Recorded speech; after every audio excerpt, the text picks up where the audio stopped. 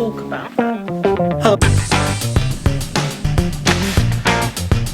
It's quite poor.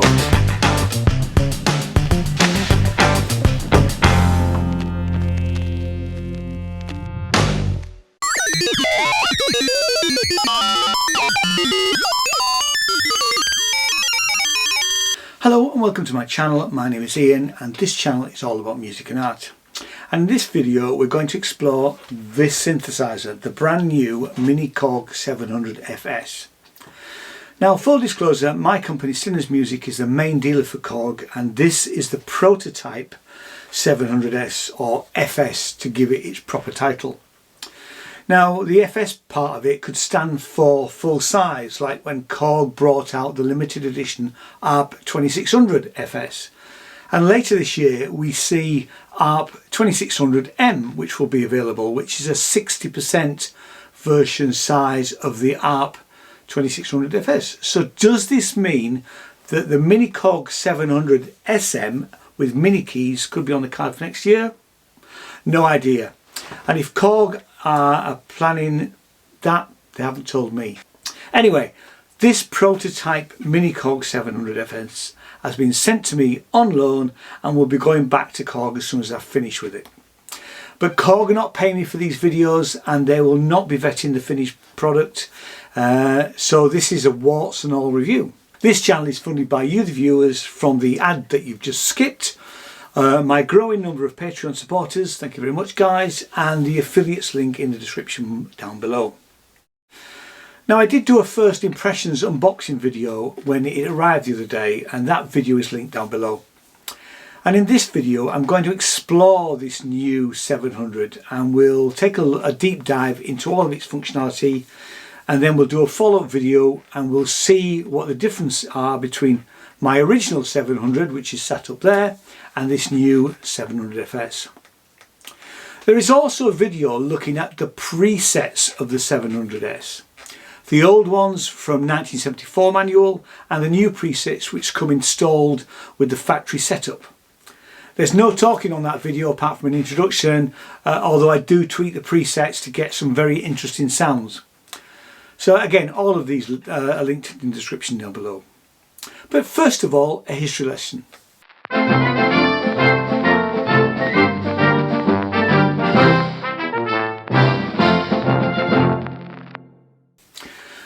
The MiniKorg 700 came out in 1973. It's a single oscillator mono synth when it first launched and cost around just under £350, which is the equivalent to £3,750 in today's money.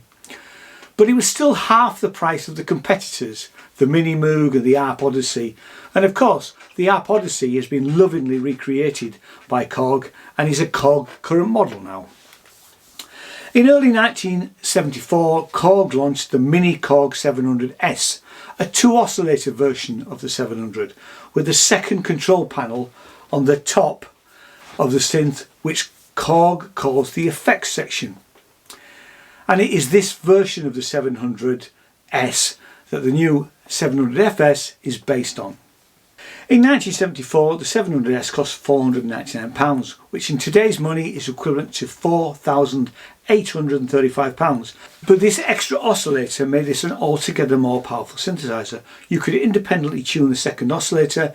It had white and pink noise sources, filter modulation, which Korg called travel vibrato, and a sustain long switch that multiplied the envelope time by a factor of 10. The effects section also added 3 modes of ring modulation. 2 of these modes tracked the keyboard and were ideal for synthy leads and bass sounds, whereas the third modulation did not track, which meant that each key you played produced a different timbre. The effects section also had a balance control, which would be used to balance the volumes of the effects section and the front panel. There was also a duet switch which would allow the effects section and the front panel to be able to combine. There is also a switch where you can switch off the effects section completely, in effect turning it back into an original MiniKorg 700. So that was the original MiniKorg 700S. So let's have a look at what new functionality Korg have added to the FS model. On the top panel effects section, Korg have added a pitch bend and a mod A or B section. The mod A or B section will allow you to modulate oscillators 1 or 2. Behind the effects section on the top we have 2 banks of 7 presets with a panel bank and write buttons, and we'll explain them in a little while. On the back we have a headphone socket with an independent volume control, something the original never had. Stereo left and right, which is interesting on a mono synth, which leads me to think that the synth is mono but the spring reverb is stereo. An audio in, and all of these are on 1/4" jack. We then have a bank of 4 mini jacks, a gate, CV, sync, and along with a sync out. We also have a 5-pin DIN MIDI in socket along with a USB type B socket. There is a spring reverb, yes, a real spring, and the welcome addition of a hull switch. I can't tell you the times that I've had to use a fishing weight to hold down the keys on my old 700. We also have aftertouch on the keyboard, although there is no velocity, and an arpeggiator, which we'll have a little look at in a while.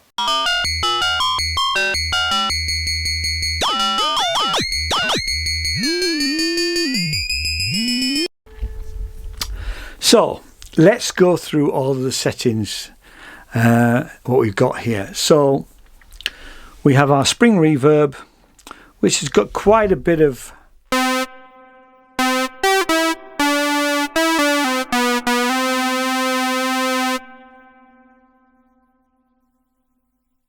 and without it when it's dry. Let's look at the traveller. So we go from naught .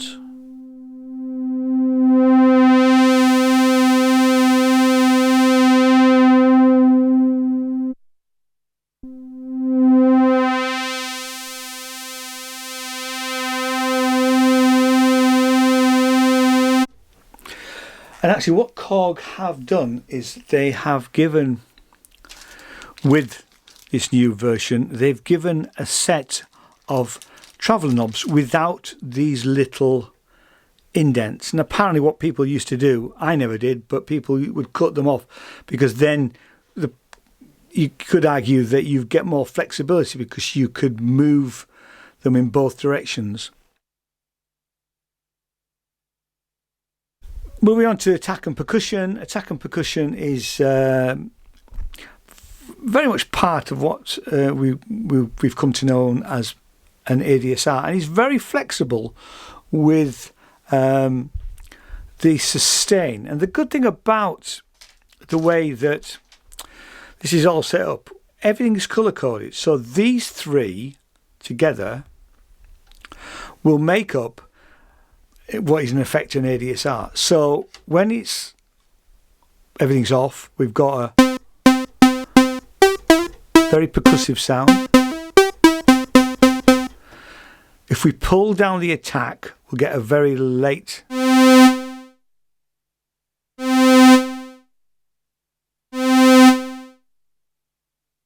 And if we want to add a bit of sustain to that, we could. We've also got the balance, which is coming to part of that, but we'll come on to the top section in a bit. So if we bring percussion, so we've got attack and slow, percussion and singing is how they describe it. So that basically means that we've got a, just turn the sustain off. So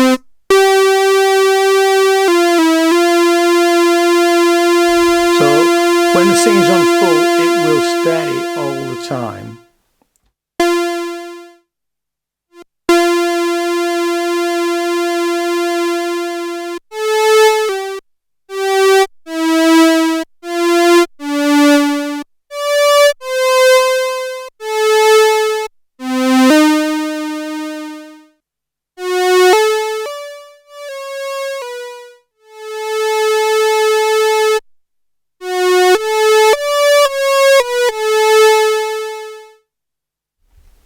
So you can see it's got an awful lot of flexibility with just those 3 settings. Moving swiftly on, we have the scale, which has 2 foot, 4, 8, 16 and 32, and we've seen those. This is again back from organ days. I think it was meant to be pipes.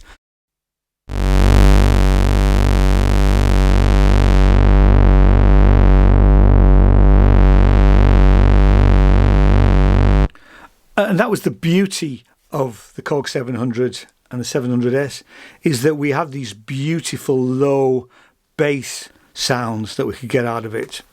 Moving up to the 2.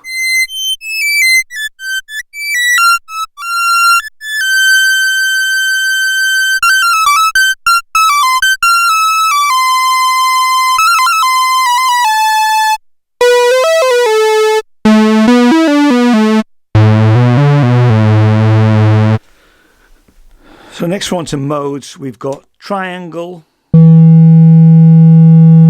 Let's just have it very clean. Put it on 8. Square. Sawtooth. And then we have 2 choruses.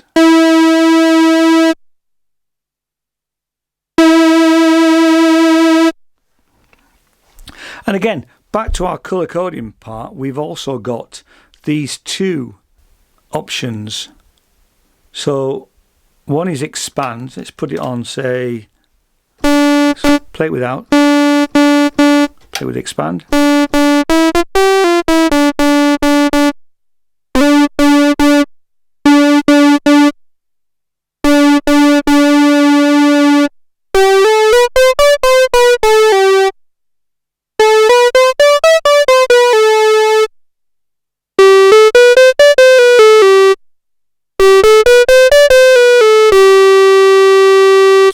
And we've also got a bright control. You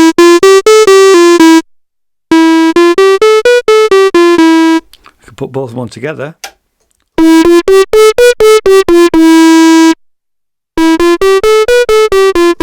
see that, so they are adding coloration to the modes that we've got.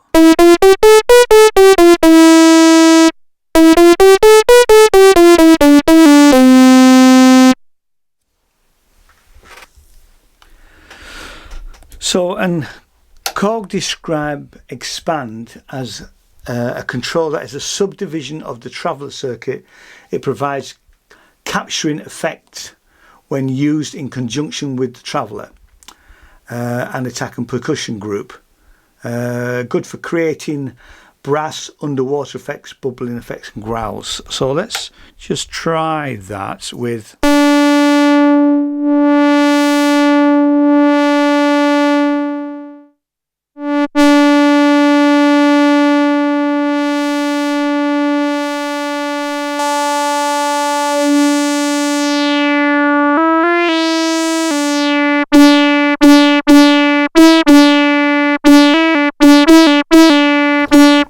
I think when the expand and bright together, they tend to work really well together. On its own,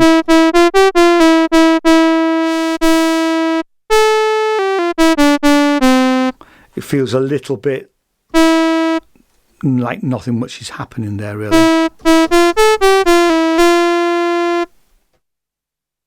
Bright also, they provides, according to Korg, bright provides additional high frequency harmonic structure or an added brilliance or a presence.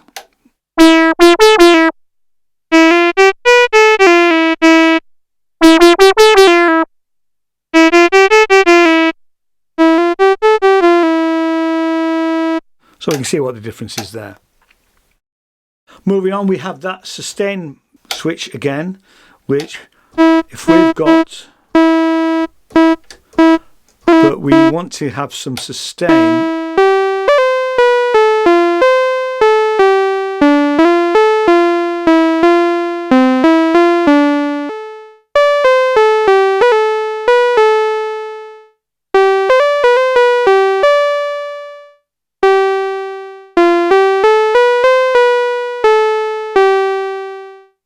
the bender provides an additional slide at the beginning of each of the notes.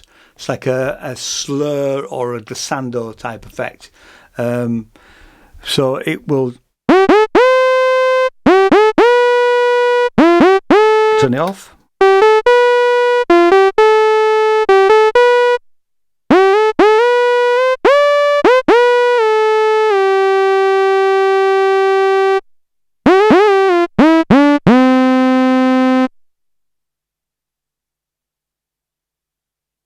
So the repeat does what it says on the tin. Repeats on its own when we've got an amount of how much repeat or how the speed of the repeat here. But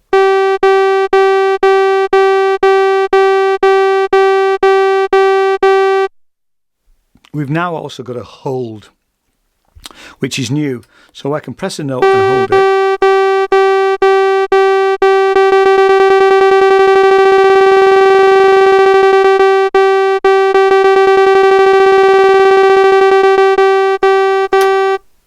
Now, before we had the hold in the original one, I used to use one of these things, which is a weight. So I put a weight on the key.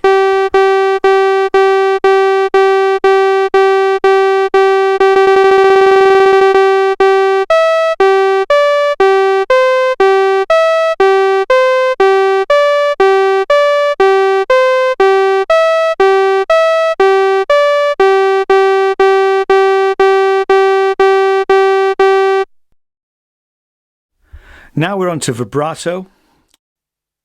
So we've got speed and depth over here.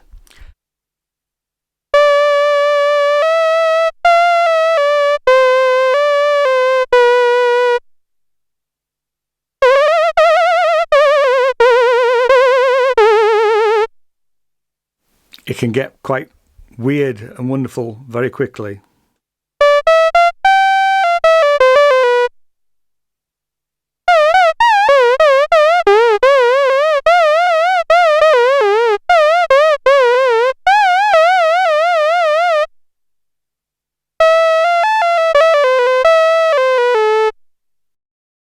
The other thing we have is we have a delayed vibrato, which will give us no vibrato at the beginning and then bring it in.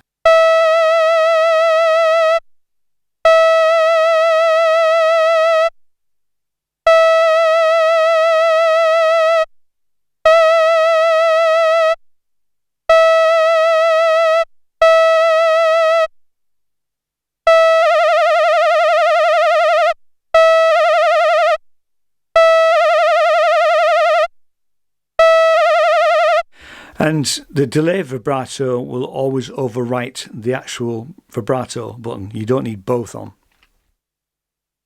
And lastly, on this section, we've got portamento, which I have to say I have used to great effect in the past. And it's very easy to use. So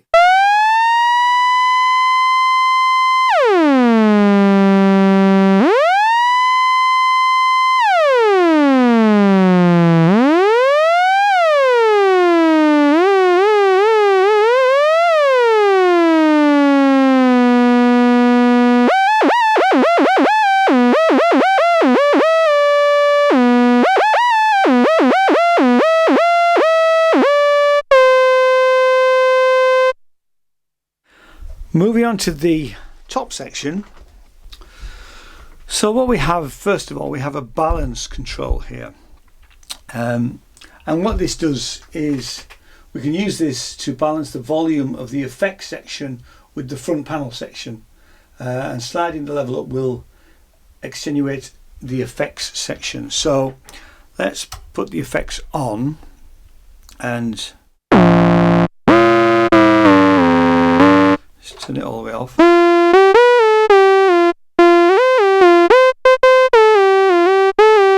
Turn the effect off. Now what we can do is we can bring in some of this stuff that's going on. We can tune the pitch of the second oscillator. We can change the modulators.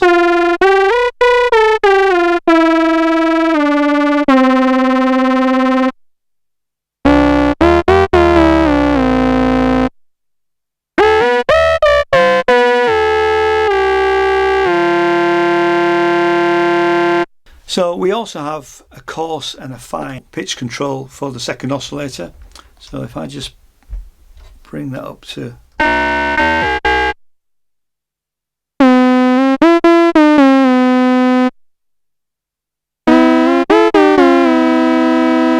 we can tune those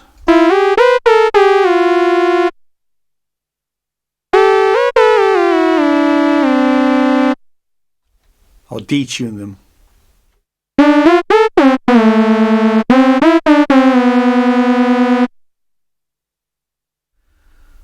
We've also got a sustain long down here, which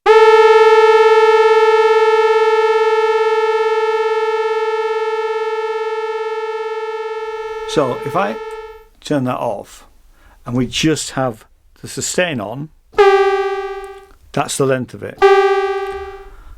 As we said, this sustain long extends it by up to 10 times.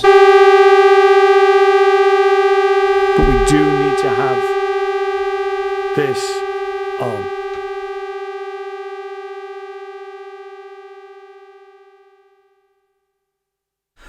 We also have what's called travel vibrato. And what this does, this makes the traveller control operate according to the vibrato speed and the intensity. So if I put some vibrato on, not the delayed, and we put some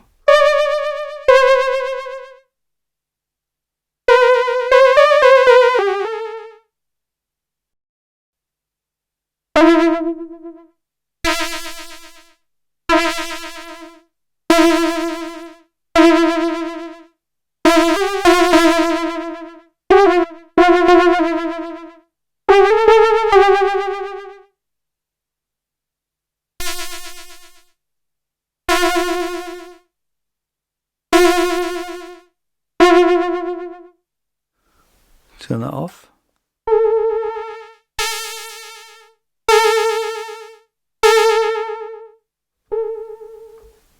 Back on.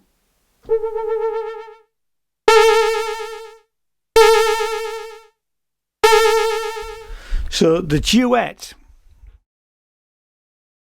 combines the effects section and the front panel section. We can use the pitch control to match the pitches of the effects.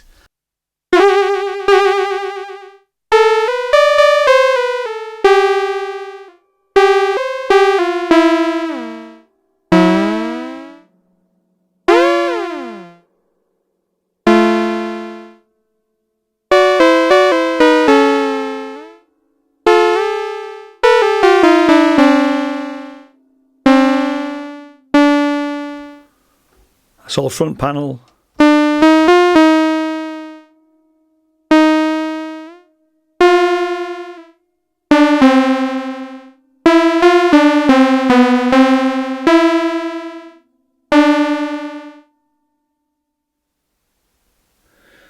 So modulator 1 and 2 create ring modulators.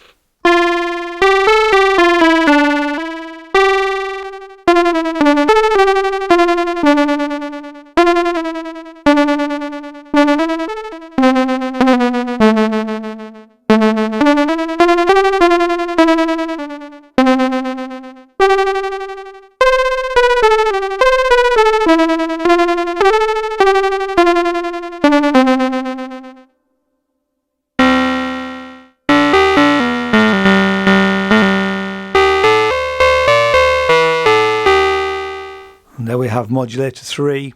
We've also got noise 1 and 2.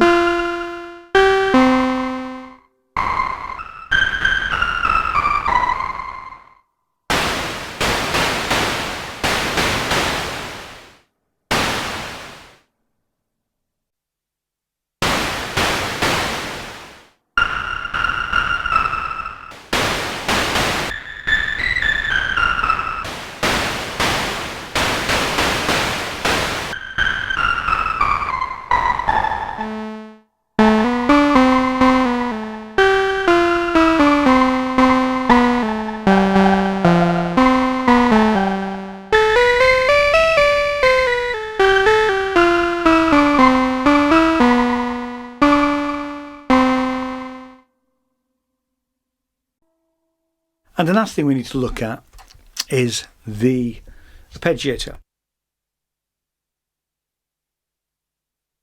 We need to hit repeat, and what happens is when we play a chord,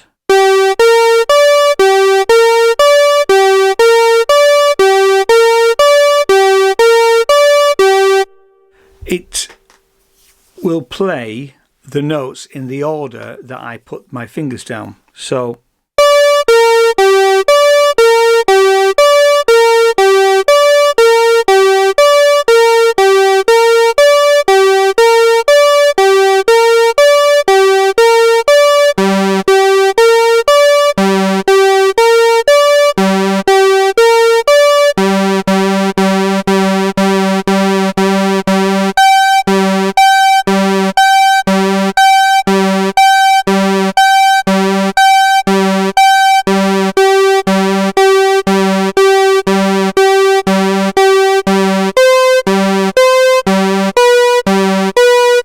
now, remembering that this is a prototype, the problem I see with this at the moment is that if I want to, let's speed it up a bit.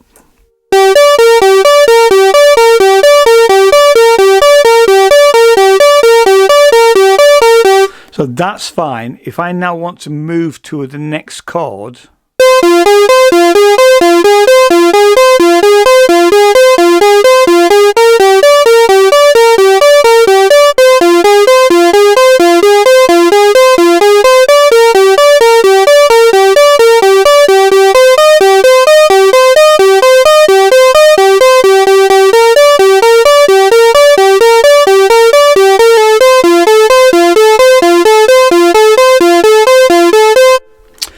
I'd like to see somewhere that would be programmable.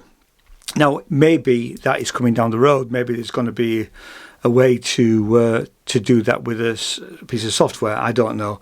And maybe it will be slightly different in the production version. But I found that slightly annoying.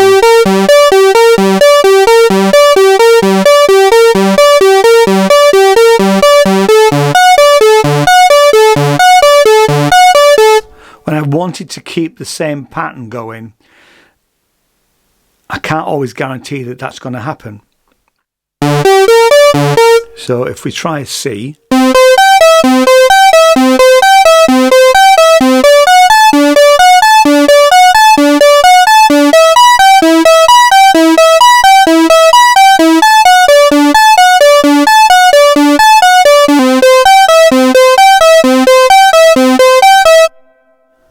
I'm not convinced it's always playing the same way. The other thing I noticed, and it hasn't done it today, is that when I played two notes, rather than just playing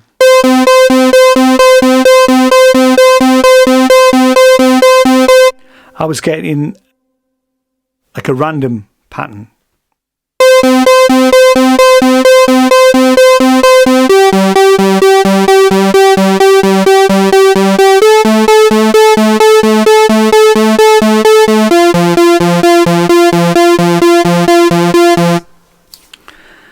Having said that, I think that's a great improvement over the original because we just didn't have that capability. When we come to look at the presets, and there are two banks, so the red bank and the blue bank. Now to write, when we click on, so we've got 7 of each, and then we've got a panel button, and the panel button can be, you can overwrite any of the, you can use any of those presets as a starting point. So if I wanted to put that sound into preset, I press the right button, hold the right button, and then press whichever one I wanted it to go into. We don't have a definitive UK price, but most retailers have it listed at £1,799. So let's have a final roundup of the pros and cons of this new MiniKorg 700FS. First of all, the positives. It's a MiniKorg 700S, the instrument that I love, and it has been brought up to date with all of the extras regarding the CV, sync capabilities and MIDI. I love the addition of the presets and that reverb means that I don't have to reach for an external effects processor every time you want to use it, and that hold button is a godsend. I'm liking the addition of the Arpeggiator, but I'm hoping for more flexibility with it. Possibly a series of patterns including randomization, although this issue may be resolved by plugging in Korg's SQ1 step sequencer via the sync CV gate option. Sadly, I don't have access to an SQ1 to try that out. And so on to the negatives. We're not sure about the price, but if it is a pound shy of £1,800, then I think it's too expensive. I'd like to see it sub 1,000. We need to remember that when the 700S came out, it was in the budget end of the synthesizer market. And for all its quirkiness, the addition of a very nice heavy hard case doesn't give it that sub £2,000 price tag. But I may be pleasantly surprised when the price is actually released. I only really have two real gripes. The 12 volt power supply feels a little wobbly in the socket round the back, and these switches are on plastic spikes and not metal ones like the original. I can see them breaking off, although we must remember this is a prototype and these issues may be resolved in the production model. So thanks so much for watching. In the next video I'll compare the old 700 with this new one. Take care and I'll see you then. Cheers now, bye bye.